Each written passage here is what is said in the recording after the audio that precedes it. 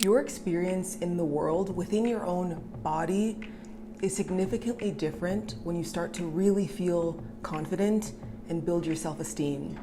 And I want you to experience what that feels like. Hello everyone, I hope you're having a beautiful day wherever you are in the world.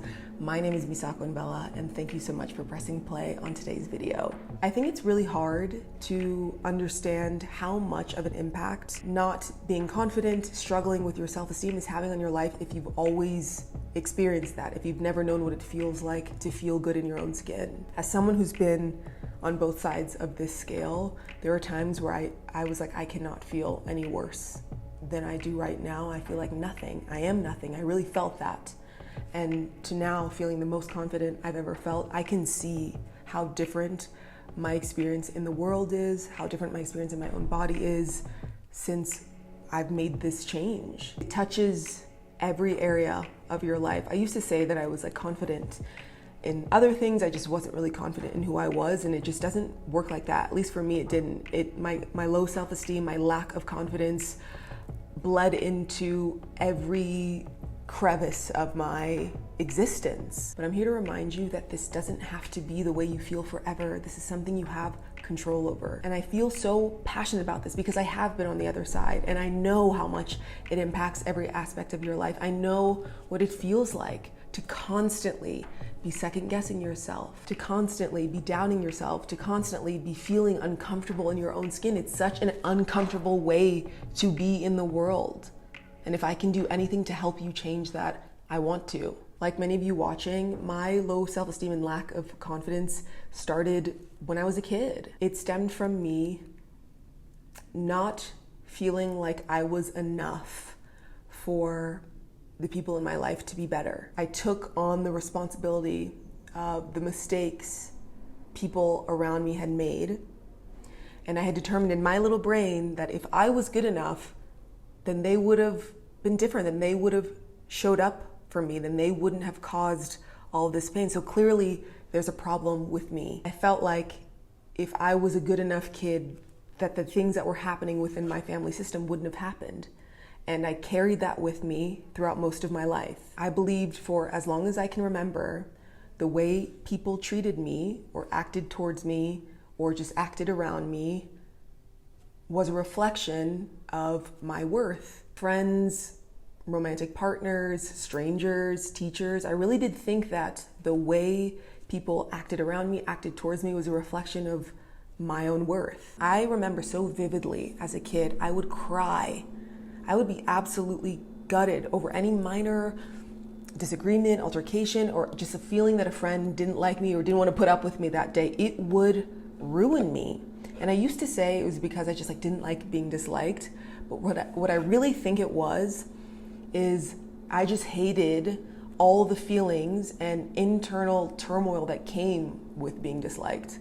I don't think I cared so much about what people thought about me. I just knew what that would trigger within myself. And this spilled into my adult life, constantly chasing relationships and things that didn't make me feel good just because I didn't want to put up with the feelings that came with rejection. I just wanted to be validated by other people. I wanted everyone around me to tell me that I was worth something because I couldn't do it for myself. It consumed every part of my life, but it doesn't have to consume you. I want to share with you some things that have helped me transform into a more confident and self-assured person. And the first thing is realizing that so many miracles had to happen for you to exist. I know that sounds like woo-woo, but it's the truth. So many things had to conspire for you to be here. You are truly a walking miracle. You are. And to walk around in the world feeling anything less than that is just like you're not living your truth. You're such a blessing to everyone around you, and I know what it feels like to not believe that, but it's the truth, and you should feel confident in just knowing that. And when you navigate the world knowing that, you don't really want to waste any more time feeling like you're not enough. The next thing I want you to do is to get off that external validation train because it leads nowhere. The idea that the next person or the next job or the next opportunity is going to help you feel better about yourself, help you feel like you're enough, it's a trap and it's not true and it doesn't work. I understand wanting to feel validated by the people around you and the people in your life. I get that. But I want to remind you that you also have the power to validate yourself. And that is the most important thing. You can choose yourself. If you continue to chase after someone for their validation, you will be running forever. You'll be running forever. Which leads me to my next point, which is relationships that lead you to question your self-worth. If you're with someone who is constantly trying to humble you, that's not the dynamic for you. You don't need their validation, but you definitely don't need them constantly doubting you and questioning you and punching down on you. It's not healthy. It's not something that I think that you should look past. You deserve better.